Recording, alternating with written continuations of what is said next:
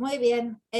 Ahora tenemos el placer de disfrutar de la presentación del profesor José Antonio González Alcantuz, que va a realizar la sesión inaugural titulada Poder, Colonialismo, Exotismo, el exilio de un sultán marroquí en España, Mulay Hafid, 1912-1921, que la verdad es que es un tema interesantísimo y que tampoco se sabe tanto. Es un tema que realmente hay mucho que decir y que nos abre muchas puertas al conocimiento. Sobre su persona, pues unas líneas para poder glosar lo que es este investigador. José Antonio González Alcantuz nació en Granada en 1956, es antropólogo, es historiador, estudia Historia del Arte y Arqueología en la Universidad de Granada. Además, actualmente es catedrático en Antropología Social en la Universidad de Granada. Es académico de la Real Academia de las Ciencias Etnológicas de la Real Academia de las Ciencias Morales y Políticas en España. En 1991 fundó el Centro de Investigaciones Etnológicas Ángel Ganivet, que además tuve el placer de ser invitada para una exposición hace muchos años, cuando yo estaba empezando. Y es una institución que él dirigió hasta 2003. Además, él también actualmente dirige el Observatorio de Prospectiva Cultural de la Universidad de Granada, que tiene diferentes líneas de investigación y una producción científica muy interesante con un equipo de investigadores. Entre sus líneas de investigación se encuentran las del exotismo, a la cual ha consagrado varios libros, entre las cuales destacan lo moro, las lógicas de la derrota y la formación del estereotipo islámico. También ha realizado trabajos de antropología política con su obra Racismo elegante, de la teoría de las razas culturales a la invisibilidad del racismo cotidiano, o también otras obras como El rapto del arte y, por ejemplo, ya de manera más reciente, su trabajo Sísifo y la ciencia social, variaciones críticas a la antropología. También con otros compañeros ha publicado La Alhambra, mito y vida, 1930-1990. Y bueno, la verdad, su obra Deber de lucidez, fragmentos de radicalidad democrática en la edad del imperio. También un libro sobre la pandemia, sobre el COVID, también de un deber de lucidez, a la que también fui invitada, y que es un libro magnífico con aportaciones de investigadores de España, de América Latina y de otros países europeos. Y bueno, yo la verdad nos sentimos muy honorados porque haya podido compartir este día de hoy con nosotros, y le cedo la palabra, y de nuevo de verdad gracias de corazón, porque es una persona para mí muy importante, y también para Jordi Moreras y muchos del equipo, y le agradecemos la gentileza. Muchísimas gracias, Yolanda, muchísimas gracias, Jordi, también, y a los compañeros que se encuentran presentes. No podré estar en todos los debates, procuraré asistir a la conferencia de clausura, porque esta tarde tengo también otra, se me ha acumulado el trabajo y tengo una conferencia en una jornada sobre ornamentación islámica, en este caso presencial. En todo caso, felicitar al equipo de investigación por la celebración de este congreso. Creo que hay mucho tema en el momento actual de corte geopolítico y geocultural que tratar, las relaciones entre África, sea el África musulmana o el África llamada negra en su momento, hoy día subsahariana, sigue siendo un motivo de preocupación intelectual, de tensiones políticas y un terreno para nosotros fértil para el pensamiento. En este sentido, pues en el mundo multipolar que estamos, es conveniente volver sobre temas que considerábamos trillados y que en ocasiones nos deparan sorpresas. Para poder iluminar el camino de la investigación. Y yo creo que este es el objetivo del equipo de investigación que está nutriendo este interesante proyecto. Bueno, yo he escogido el tema de Mulay Hafid, que ya lo había tratado en la historia colonial de Marruecos, que salió hace escasamente un par de años, pero introduciendo algunos elementos novedosos, o entiendo yo que nuevos. Moulay Hafid es un sultán marroquí. Bueno, primero hay que señalar que la dinastía alauita es una dinastía de las últimas del Reino de Marruecos que sigue en el poder y por tanto revisar desde el punto de vista crítico el papel que han jugado los miembros de la familia en la época colonial especialmente sigue siendo es un tema delicado. Es un tema delicado porque si bien nosotros en Europa estamos habituados al pensamiento crítico y forma parte de nuestro background profesional, sin embargo, difícilmente se va abriendo paso el pensamiento crítico en algunos países donde no se ha conseguido o todavía no se ha llegado a una situación de plenitud democrática. De forma y manera que tratar un tema referente a la monarquía española, pues se ha abierto realmente en los últimos tiempos unas posibilidades enormes y entonces no hay ningún problema en volver sobre el dossier Picasso, por ejemplo, referente a la guerra del Rif y el papel de Alfonso XIII, la derrota de Annual, etcétera, etcétera, e incluso temas mucho más actuales. Pero, sin embargo, lamento decir que en Marruecos el tratar del tema de los sultanes aparentemente del pasado de hace un siglo sigue siendo un tema poco frecuente. De manera que nos son hurtadas muchas fuentes de información y se hace difícil el tratamiento. Por tanto, yo al acercarme al funcionamiento de las élites marroquíes y en especial del MACEN, que es el aparato de poder frecuentemente citado en diferentes ocasiones, y también a los sultanes alauitas, pues se encuentra uno ciertamente ante un muro muy espeso. Yo tuve la fortuna de trabajar algún tiempo en los archivos diplomáticos en París y con los dosieres desclasificados también del archivo del Ejército de Tierra, también del archivo de Aix-en-Provence, etcétera, poder construir en parte fragmentariamente esta figura que es el sultán Moulay Hafid. El sultán Moulay Hafid será un sultán que regirá por un periodo muy breve de tiempo el reino de Marruecos de 1909 a 1912, pero que su mandato dejará una fuerte impronta y su personalidad será muy controvertida.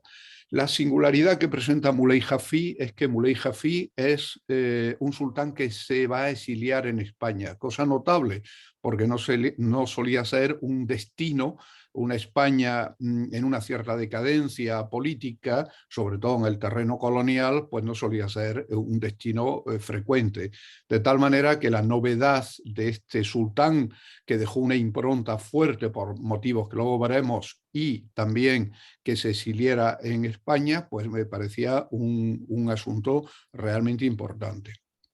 Dicho esto, como entradilla, haré otra segunda entrada. España y Portugal han sido países donde el exotismo, porque forma parte del título de la charla, el exotismo no ha sido fuente de inspiración con frecuencia. Hace años yo le pregunté a un exministro, casi poco después del 25 de, bueno, casi poco después, unos años después del 25 de abril, a un ministro, recuerdo, de Agricultura portugués, por qué en Lisboa no existían museos tan vistosos desde el punto de vista exótico como los que existían en París, por ejemplo, o Viena o incluso Roma. Y después de haber tenido un imperio colonial como el que es sabido tuvo Portugal hasta 1975, incluso después. Y este señor me contestó diciendo, es que nosotros realmente el exotismo no lo conocemos porque la aventura colonial la llevamos nosotros en nuestras propias biografías. Casi este mismo elemento axiomático cabría aplicárselo a España, que de hecho no tiene museos de la envergadura de los que conocemos, por ejemplo, en el caso francés, como el Museo del Hombre, el antiguo Museo de las Colonias, etcétera, etcétera. No tenemos unos museos equivalentes. Quizás el Museo de América de Madrid, también consta el Museo Etnológico de Barcelona, y puedan satisfacer en parte ese deseo de exotismo.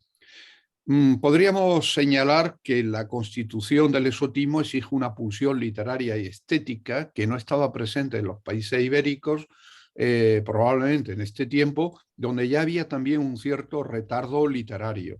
Recordemos que la novela, por ejemplo, había tardado en aparecer en su formulación romántica más en España que en Francia.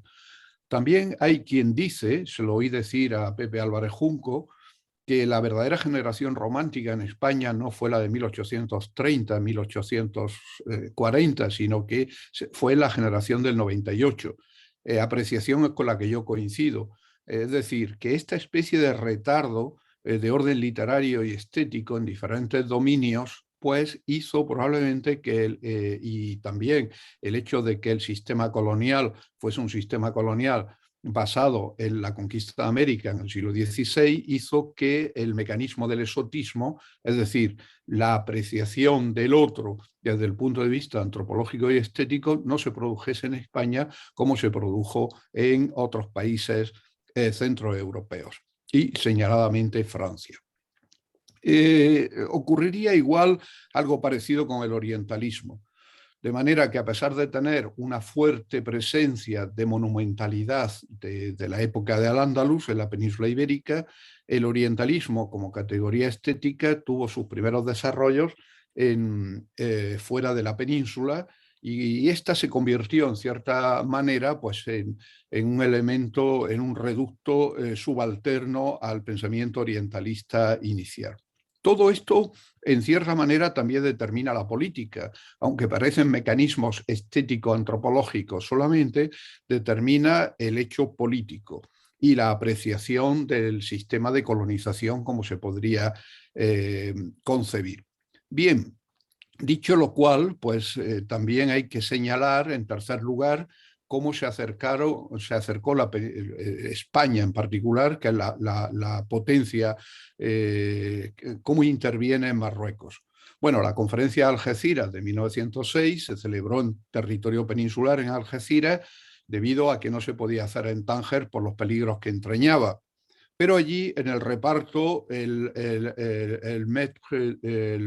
dueño de la situación será evidentemente y el destinado a la colonización de Marruecos será una potencia de primer nivel que será Francia, con el carácter subalterno de España. De ahí se derivan una serie de consecuencias. La primera es que 6 años después el Tratado del Protectorado de 1912 lo firmará Francia con el sultán marroquí y España se tendrá que conformar exclusivamente con sostener una pequeña franja, como es conocido, que habrá un delegado del sultán perteneciente a la familia, que es en este caso el jalifa, pero sin firmar directamente ningún tratado, de tal manera que jurídicamente el protectorado era un resultado de la Conferencia de Algeciras de 1906, que se materializa en la primavera de 1912, pero que España nunca tiene una garantía jurídica como la que tendrá Francia, que será la que pondrá y quitará sultanes en su momento. Incluso el proyecto español, que figuró en algún momento de extender sus dominios inicialmente, o el deseo de sus dominios, a la zona del Mazen, es decir, a Fez, pues se verán reducidos finalmente a tener una capitalidad en Tetuán con una zona de influencia rural, fundamentalmente rural. Esto hace que la posición de España en relación con el sultanato pues sea siempre una posición del terreno diplomático subalterna y secundaria. Y sin embargo, la mayor parte de los políticos españoles y de los gobiernos a partir de esos momentos, del sistema de la Restauración e incluso de la República, no harán nada por crear divisiones en el seno de la dinastía alauita. De hecho, esta es una característica que llega hasta el día de hoy, prácticamente, esa suerte de fidelitas de los españoles en particular hacia esta dinastía de la cual hemos hablado antes. De hecho, pudo España haber apoyado proyectos como lo de Bujamara el Rogui en el norte de Marruecos, quien entre 1906 y 1909 mantuvo en jaque al propio Muley Abdelazi, el hermano de Muley Hafid, y posteriormente a Muley Hafid, como veremos. El Rogui pretendía ser el sultán legítimo. Sin embargo, en Madrid se decidió no apoyarlo, a pesar de que controlaba una parte sustancial del Rif, como sultán alternativo a los sultanes alawitas legítimos. De manera que ahí hubo esta peculiaridad. Tampoco se apoyó a Abdelkrim al-Khattabi, aunque se levantase en contra de la propia España en 1921, pero tampoco él sostuvo siempre que luchaba por la independencia de su pueblo y no contra el pueblo español, de tal manera que cualquier posibilidad de haber puesto punto y final a aquel acontecimiento que tiene como hito la derrota española en Anual, pues tampoco se aprovechó, y tampoco la diplomacia y los gobiernos de entonces aprovecharon, a pesar de haber intentado aliarse con el señor del Rif occidental, que era Ali Rey Sunni. De manera que, dicho lo cual, pues podemos decir que la política fue siempre inequívocamente pro-alawita, y además se había perdido cualquier posibilidad, sin tener, sin embargo, posibilidades de influencia en el Mazen. El Mazen, que como es sabido es el sistema de gobierno peculiar de Marruecos, presentaba una característica, y es que coopta a la élite. Y a la vez que las coopta, es un sistema de seducción, que podríamos decir, en el cual hay individuos que ejercían influencia sobre los sultanes. Siempre durante el periodo desde finales del siglo XIX hasta el final hubo en el Mazen algún occidental, fuesen alemanes, fuesen italianos, fuesen franceses o fuesen británicos, que ejercían muy de cerca su influencia sobre el círculo íntimo del Mazen, sobre los secretarios del sultán y especialmente sobre el sultán. Es el caso, por ejemplo, del llamado Caïq Maclian, que era un señor de Gibraltar, desertor del ejército de Gibraltar, que se convirtió en un individuo fundamental en el sultanato. También es el caso de el enviado a Marruecos de los frères Lumière, de los hermanos Lumière, los creadores del cinema, que fue una influencia, Gabriel Bege, que fue un individuo fundamental también en sus influencias en el sultanato, y que incluso escribió algún libro sobre el funcionamiento del Mazen. Bueno, también los hubo italianos y algún español, siempre en posiciones mucho más subalternas, como decía. Pero esa influencia no existió de la misma manera. Bien, dicho lo cual, pues también habría que decir cómo el periodo al que nos referimos, que va de 1894 a 1912, es un periodo de gran inestabilidad interna dentro de Marruecos. Los señores del sur, los caídes del sur, están muy sublevados. El Pachá de Marrakech les cuesta el control del Atlas. Se encuentra el país Siba, o el país del desorden, se encuentra tribal, se encuentra en insumisión abierta. Y en medio de toda esta insumisión, Muley Hafid se va a rebelar contra su hermano Muley Abdelazi, que es el sultán hasta 1909.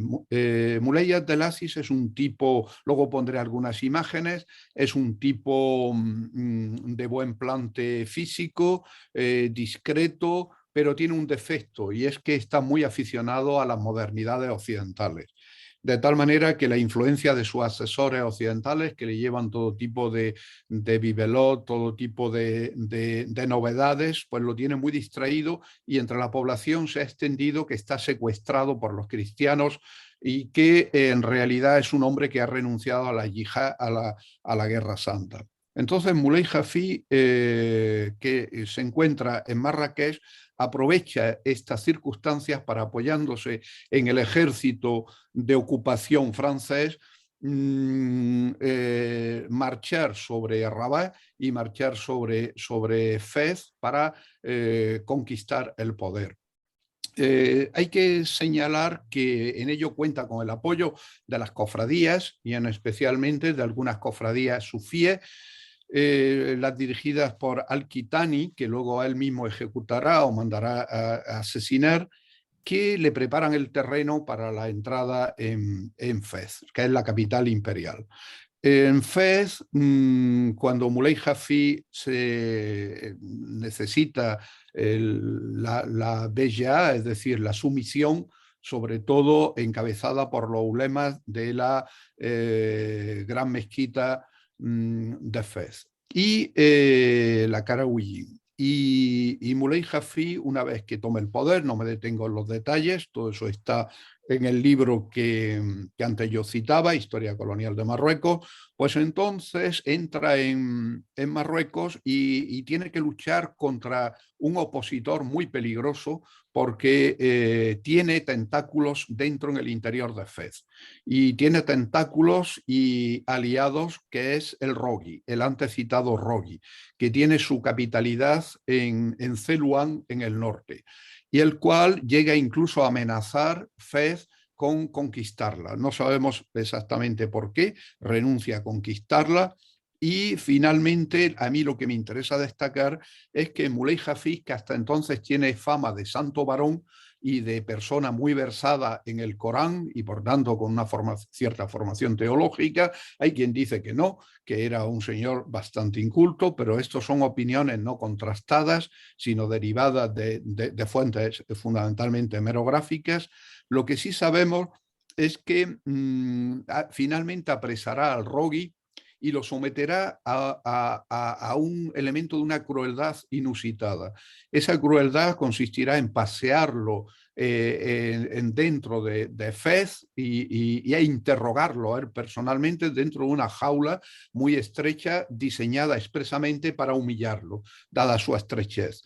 El pretendido sultán impostor, que era Bujamara, el Rogui, pues finalmente morirá, según la leyenda, devorado por los leones del zoológico de la menagerie del Palacio Real en Fez, según fuentes mucho más fidedignas, asesinado, bueno, según la leyenda, otra leyenda también, asesinado de la propia mano del sultán, de un disparo, y en fin, sobre esto se escribieron incluso libros en su momento. Pero lo que nos interesa mucho destacar, luego lo veremos, es que la jaula en la cual fue paseado el enemigo de Muley Hafi fue exhibida en la exposición universal, perdón, en la exposición colonial de 1931 en París, porque esta jaula fue utilizada por Muley Hafi durante mucho tiempo para impresionar a la gente que lo visitaba.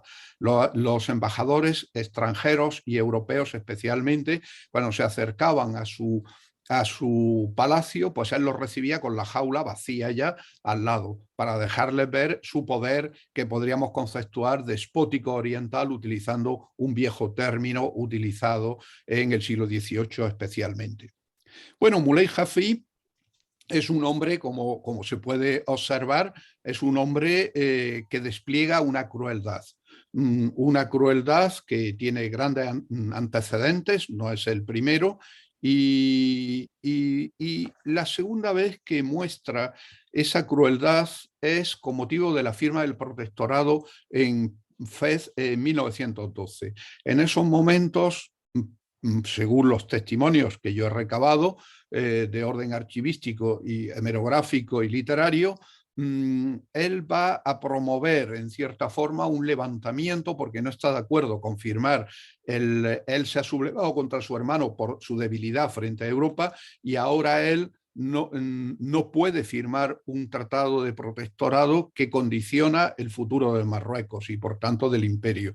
Y entonces promueve un levantamiento que son las llamadas Journées Sanglantes, que se produce durante varios días, 3 o 4 días del mes de abril de 1912, en los cuales son masacrados 80 franceses, incluidas mujeres, también judíos. El Melá, el barrio judío de Fez, es destruido. Y entonces ya el general Lioty, que es el dueño, el amo de la situación, que se encuentra en la frontera argelina, pues acudirá a Fez para sofocar la revuelta. Y el sultán dirá que él no tiene nada que ver con esa revuelta. Una especie de cinismo e hipocresía muy propia de las élites fascis, como yo he destacado en otros momentos. Bueno, en estas circunstancias, Moulay Hafid, de todas maneras, Hubert Lioty sabe perfectamente que él es el dueño de la situación y el que ha provocado este levantamiento. Pero es que además sobre él recaen las sospechas fundadas de que es un aliado de Alemania.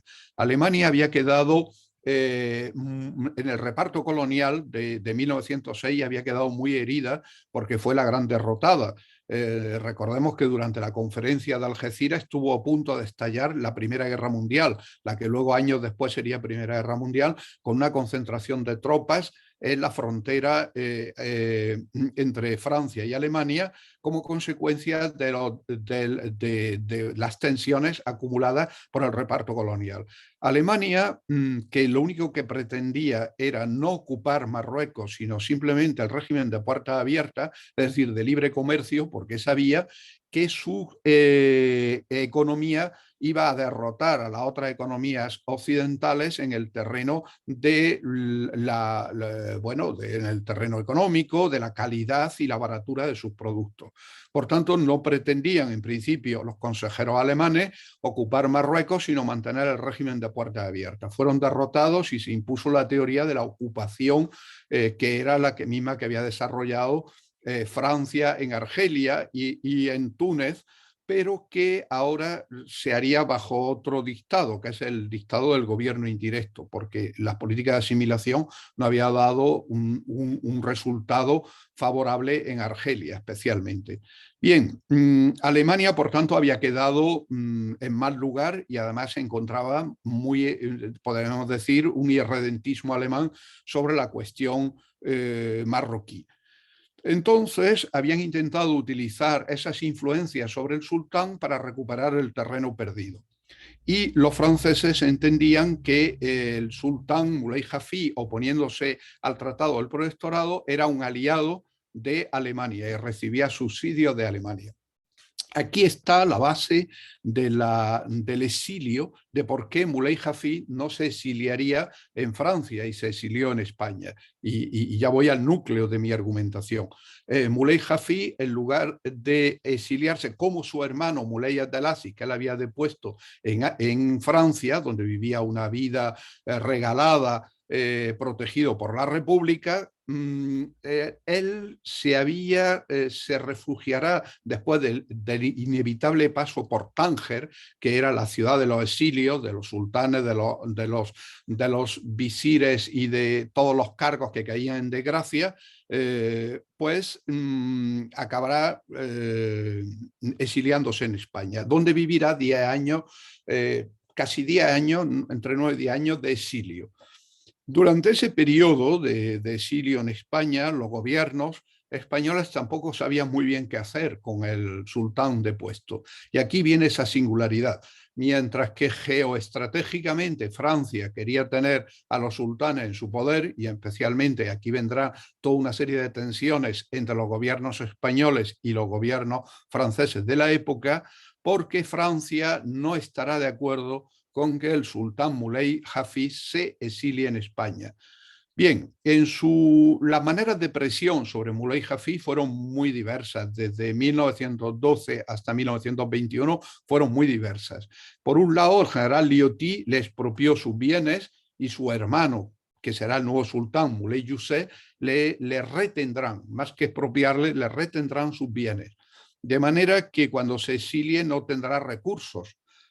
Había abandonado el país con algunos libros, manuscritos que venderá, algunos de los cuales aparecerán luego revendidos en chamarileros en el Cairo, pero irá vendiendo joyas de su fortuna. Pero a Moulay Hafid le duele especialmente que su familia, que se encuentra sus hijos y su harén, que se encuentran en Tánger, como consecuencia de, digo, esta especie de ostracismo tradicional del Mazen de enviar a los caídos en desgracia a Tánger, pues carecían de recursos y lo estaban pasando muy mal. Y el general Lioty le había requisado sus pertenencias y no se las devolvía.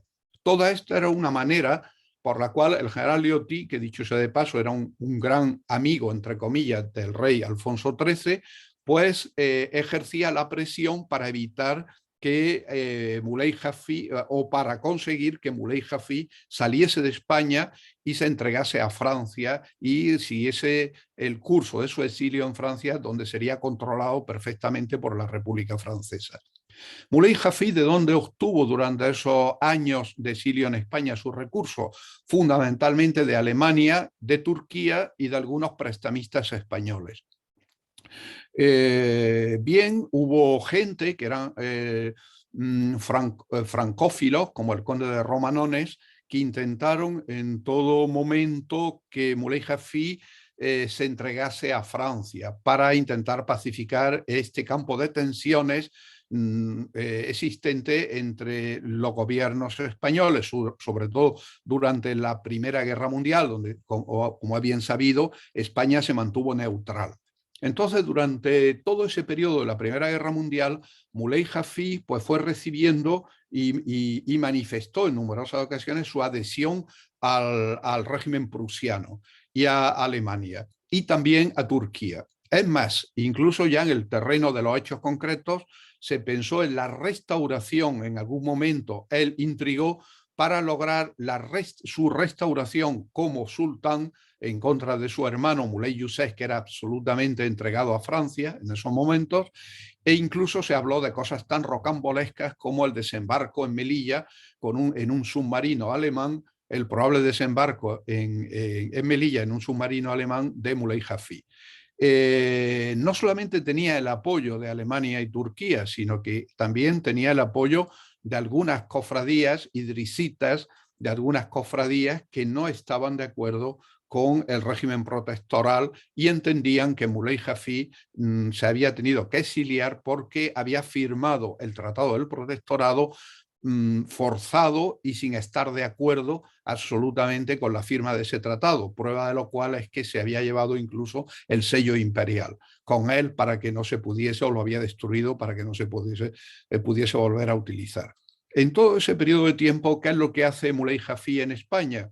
Pues Muley Hafiz en realidad sigue pagado, es muy chusca toda la historia, amenaza con suicidarse varias veces a lo largo del tiempo. Cuando no tiene recursos, él piensa o amenaza con que se va a suicidar porque él no puede llevar un tren de vida de lo que es un sultán exiliado. Claro, Muley Hafiz, que es un tipo, como decíamos, algo rústico en comparación incluso físicamente con su hermano, es un hombre mujeriego, es un hombre que le gusta los divertimentos occidentales, el golf, el tenis especialmente, que disfruta yendo a la ópera, que cuando está en París, en Barcelona, en San Sebastián, en el Escorial, en Málaga, en Galicia, en los sitios que visita a lo largo de los años, pues no se priva de nada. Es decir, es más, incluso hace alarde de opulencia. Entonces, los periódicos españoles esperan, dentro de una especie de exotismo, y aquí traigo otra vez la palabra exotismo y orientalismo, como es la primera vez que se ha cazado, llamémosle así, a un sultán, pues esperan una vida opulenta y propia de un déspota oriental en España. Y sin embargo, Muley Hafiz no puede desarrollar plenamente esas funciones. Pero bueno, en un principio lo intenta, incluso se extiende la leyenda en algún momento, que es el sultán que se asoma a la ventana o al balcón de su hotel en Barcelona y arroja monedas de oro. Es decir, toda esta parafernalia. Y bueno, un momento muy interesante y además esto sí que tiene gracia, es que el elefante, muere el elefante, y esto es un hecho conocido porque la prensa barcelonesa lo ha sacado en los últimos años, pero no hasta el fondo del asunto, muere, que yo pretendo ahora explicar, muere un elefante que había en el zoológico de Barcelona, y entonces él, que se encuentra en la ciudad y que, bueno, pues tiene un buen trato con las élites, pues hace traer una elefanta, en este caso, que regala con gran presencia mediática de la época al Zoo de Barcelona. Claro, el sultán que regala pues es algo que es tomado lógicamente como una manifestación del lujo oriental, y es una manifestación de lo que se espera, de que lo que la población en su ingenuidad espera de lo que es un sultán, que es un monarca absoluto, aunque se ha caído en desgracia, que se permite regalar incluso un elefante al zoológico de Barcelona. Lo curioso de todo este asunto, luego lo veremos en las fotos, es que el elefante procede del zoo de Hamburgo, probablemente, con el cual ya había tenido tratos, el zoo de Hamburgo en Alemania, quiero decir, ya había tenido, siendo sultán, tratos Muley Jafí. Muley Jafí había establecido una especie de zoológico en Fez, en el interior del Massen, del Palacio del Massen, que era el patio de la Menagerie, que es un lugar donde había unas rejas y donde una serie de fauna exótica existía allí. Claro, los visitantes pensaban que todos los sultanes a lo largo de los siglos habían tenido este tipo de divertimentos, de leones, como el que presuntamente se había comido al Rogui, y demás, pero lo que había fundamentalmente era fauna doméstica en este tipo de jaulas. El patio de la Menagerie había servido como refugio para los judíos del Mellah, que cuando se produjo Les Journées Sanglantes, yo había hablado antes, y hay fotos espectaculares que aparecieron en la Ilustración y en otras revistas, donde se ven a los judíos alojados al lado de las jaulas de los leones que tenía el sultán, esos leones que a su vez en 1909 presuntamente se habían comido a su enemigo el Rogui, ¿no? Entonces, esos animales no procedían de África directamente, sino que procedían del zoológico de Hamburgo, al igual que el elefante de Barcelona. El zoológico de Hamburgo era uno de los zoológicos más importantes de Europa en aquel momento, y había importantes tratantes de fieras, como se decía, hombres que se dedicaban en particular un señor llamado Karl Hagenbeck, que habían tomado contacto con un secretario o un visir de Muley Abdelaziz, de su hermano anterior. Y todo esto pues había llevado a la construcción de esa especie de zoológico particular del sultán en Fez. Y este mismo modelo, que procede en definitiva al final de Hamburgo, pero no es un modelo autóctono, es un modelo exótico, es el mismo modelo que al final el propio Muley Abdelaziz quiere llevar o transmitir con su regalo que realiza al zoológico de Barcelona. Bueno, Muley Abdelaziz llevó una vida, como decía antes, estrecha, pero con un mal gasto que le fue echado en cara continuamente, porque hacía un gasto ostentatorio enorme, tanto en su vida cortesana, en Madrid, Barcelona, en Málaga, en el Escorial o donde estuviese. Hay que señalar igualmente que finalmente Muley Abdelaziz se entregará a Francia tras las presiones habidas, pero sobre todo como consecuencia de la derrota alemana en la Segunda Guerra Mundial, que lo dejó sin fuentes de ingresos. Por tanto, al carecer de fuentes de ingresos, finalmente Muley Jafí, perdón, no Muley Abdelaziz, Muley Jafí, se ve la obligación a través del enviado de Lyoty a Madrid, del embajador francés, de doblegarse y decidir prestar sumisión a la República Francesa. Y esto le exigía salir de España y asentarse hasta su muerte, 1937, asentarse en Francia. Y entonces saldrá de España en 1922. Y es curioso porque los frères Tarrou, que eran dos escritores exotistas, cuentan, lo interrogan, vienen a España y tienen una entrevista con él en 1921 bueno, le preguntan y él dice que no, él siempre ha querido a Francia, que él en realidad... pero los frères Tarrou reflejan un individuo neurasténico, un individuo lleno porque ha estado relacionado con Alemania, con Turquía y también con los germanófilos españoles, y es un tipo que teme ser asesinado al llegar a Francia. De tal manera que existe incluso la anécdota chusca, que se niega a coger el tren que lo lleva para Francia hasta pasado Segovia, porque hay un túnel en el trayecto en el cual teme ser asesinado, y también teme ser asesinado al llegar a la propia Francia. Incluso se le ofrece como alternativa refugiarse más bien exiliarse en Bélgica para evitar la tutela directa francesa. Bien, finalmente el resto de su exilio hasta su muerte tendrá lugar en Francia, aspecto sobre el cual yo ya no me voy a extender porque quiero mostrar un poco las imágenes, pero concluiré diciendo qué significa todo este anecdotario que yo he ofrecido en el punto de vista de lo que es una suerte de epistemología geoestratégica.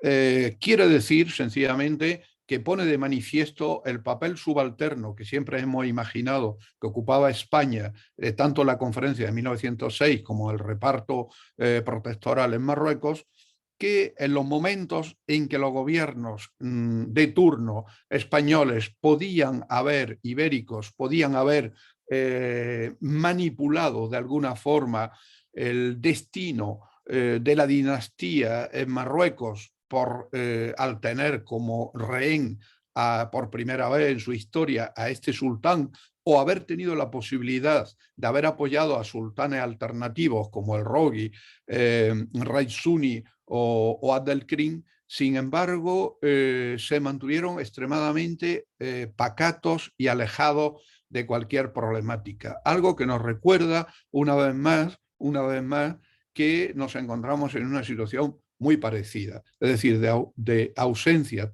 tal al día de hoy como al día de ayer de política y de prospectiva en el terreno de lo que se llama geopolítica o geoestrategia. De manera que España continuó siendo una suerte de convidado de piedra en el reparto colonial africano, subalternizado o subordinado también a los conceptos de exotismo que provenían del medio sobre todo francés, y que tan eficaces fueron en su momento. Para terminar, comparemos que la exposición colonial de 1931 de Lyoty en Francia, España no acudió a la misma por sus diferencias respecto al protectorado, pero montó una, la de 1929, en el caso de Sevilla, el caso de Barcelona, que contenían pocos elementos de exotismo propios de las grandes potencias que en esos momentos se repartían el mundo colonial. Esto es simplemente una corroboración, una vez más, de esas subalternidades que ocupan. Pero eso nos concede, para finalizar, llevando al terreno de la actualidad, nos concede una ventaja. Y la ventaja que nos concede es que en el mundo de la descolonialidad cabe pensar cabe intuir que las responsabilidades habidas del brutal régimen colonial de la segunda mitad de finales del siglo XIX, primera mitad del XX, que con los resultados que van desde el hecho congoleño hasta la guerra argelina, pues tengan menos presencia, si exceptuamos el hito, claro, de anual, en menos presencia, y por tanto nos liberen a los investigadores ibéricos de algunos anclajes o lo que llamaban los colegas franceses la quiebra de la memoria. Es decir, que la quiebra de la memoria colonial, saben que en Francia produjo sobre todo en los años 2000 un debate sobre la relación entre el ideal igualitario de la República y la realidad colonial, que en España y en Portugal no se han producido en la misma forma, ni se están produciendo, y eso nos da una cierta ventaja epistemológica para pensar el colonialismo, que es lo que en definitiva toda relación entre África y Europa o la península ibérica tiene en consideración. Ahora, si me permití, en 2 minutos voy a enseñar algunas imágenes que voy a intentar compartir, aunque no sé si podré. No sé si podré compartirlas. Vamos a ver. Perdón. Ahora.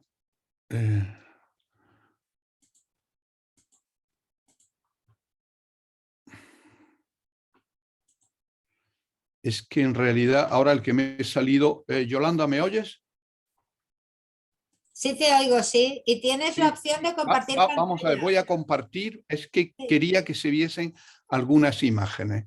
Perdón, vamos a ver. Ahora, perfecto. Ahora te vemos. Lo Sí, vemos todo, sí. y se ven las imágenes, ¿no? Sí, sí, sí. Bueno, empezamos con un fragmento del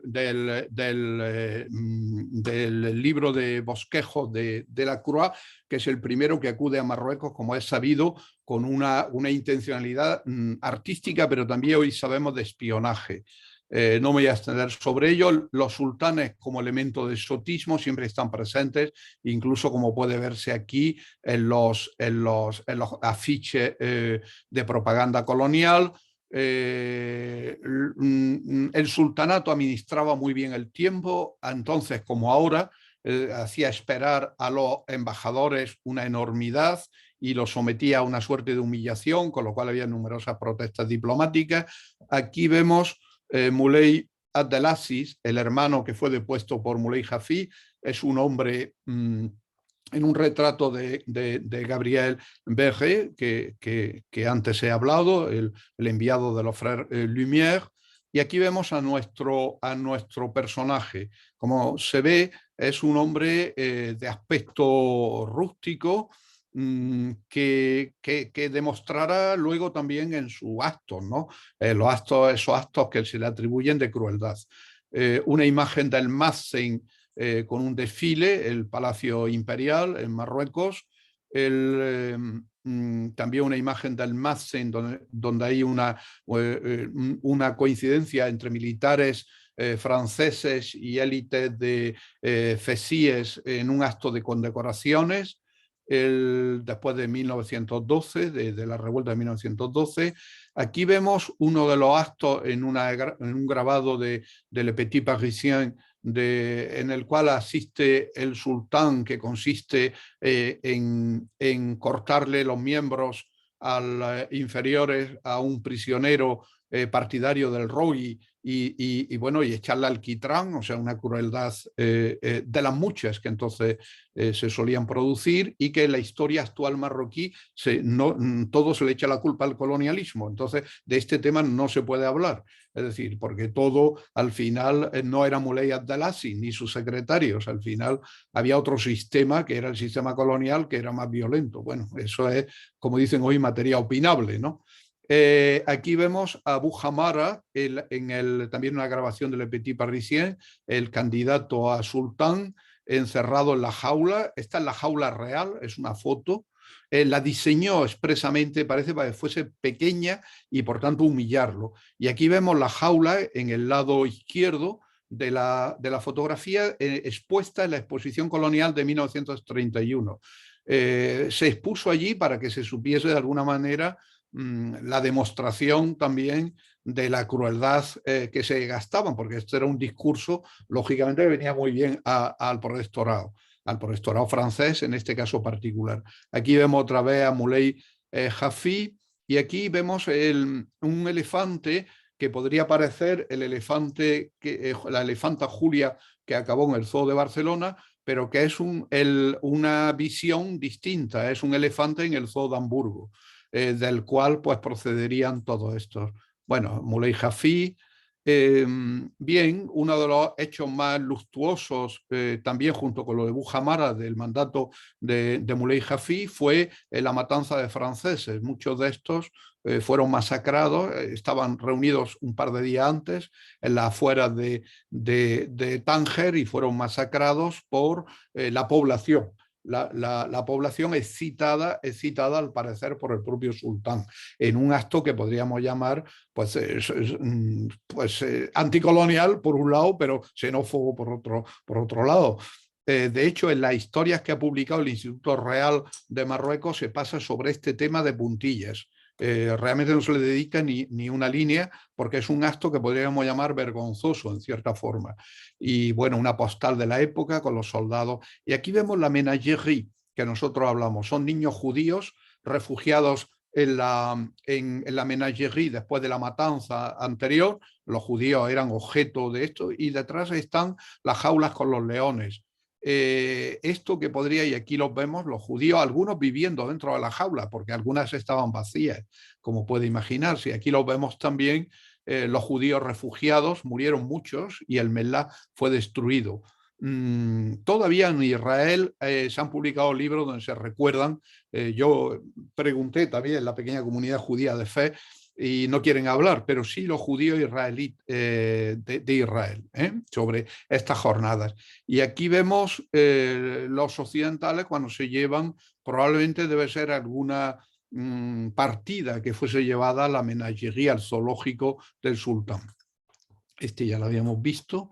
El general Lioti, que es el gran triunfador, el Muley Abdelaziz, que es un hombre que le gustaban todas las cosas occidentales, el penny y demás. Y aquí lo vemos ya en su llegada a Madrid, como ven, vestido a la manera marroquí tradicional. Luego se encargaría 16 trajes a la occidental y lo vestiría con el fez, de la manera que vemos aquí, también probablemente en Madrid. Aquí en Málaga, en unos jardines antiguos llamados el Retiro, que se encuentran en Churriana, cerca del actual aeropuerto, en Barcelona, en un acto, en la estación del Midi, en Lugo, no, creo que es en Galicia, pero no sé exactamente el lugar. Bueno, son diferentes visitas, y aquí hay un personaje del cual yo no he hablado, pero es importante, que es Ben Gabri, que será el que haga la gran mezquita de París en 1926, cuando él ya está en el exilio, y que es un personaje argelino que hará de puente entre el mundo francés y el propio sultán. Ben Gabri es un personaje tan importante que es el único que se encuentra enterrado en la gran mezquita de París. Es un personaje, digamos, de un gran calado diplomático. En una de sus visitas, también a España, la llegada en el puerto de Barcelona, creo, de la Elefanta en Barcelona. Todas son fotos muy conocidas, sobre todo en la hemeroteca del diario ABC hay que es una fuente en esto, e incluso en un desfile de carnaval, pues también, según figura en él, aquí vemos un chaval vestido del sultán, ¿no? Y entonces aquí una especie de elefantillo que llevan, ¿no?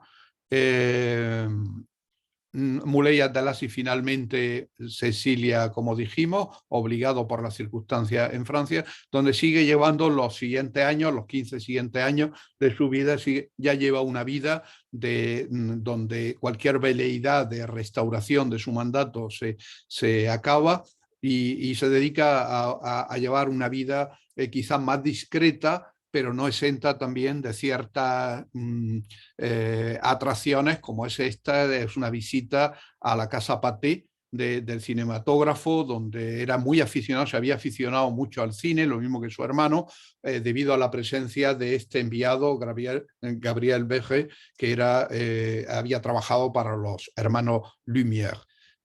Bueno, este personaje, como ven, pues ha dejado poca literatura en la historiografía española, pero merece la pena como como elemento que nos permite reflexionar sobre ese elemento colonialismo, poscolonialismo, exotismo, es decir, hasta qué punto somos, no solamente se ha producido un mecanismo de dominación, sino cómo se han producido un mecanismo de colaboración y complicidad. Complicidad en la producción de ese mecanismo. Yo cuando digo esto no se me suele entender y acabamos siempre en el mismo punto, que es en Edouard Said. Lamento decirlo, hace poco he publicado un artículo en El Humanista, donde pretendo darle un pequeño giro al tema de Frantz Fanon y de Edouard Said, diciendo que bueno, cierta simplificación de lo que es la dominación occidental excluye el hecho de la complicidad. Y entonces, cuando digo en Marruecos que los sultanes han sido cómplices del sistema de dominación, al contrario del sistema argelino, que libró una guerra con características que podríamos llamar fanonianas, la guerra del 58-62, pues se molestan. Yo lo siento mucho, pero esta es la perspectiva crítica de la antropología, que no puede eludir ninguno de los mecanismos, ni siquiera el de la complicidad de la dinastía alauita con el sistema de dominación colonial. Pues dicho esto, pues si queréis, si tenemos algún tiempo para algunas preguntas o no, o si no, lo dejamos ahí. Perdonadlo a las imágenes, pero es que no quería dejar sin imágenes esto. Muchísimas gracias. Magnífico, José Antonio. Detengo la grabación.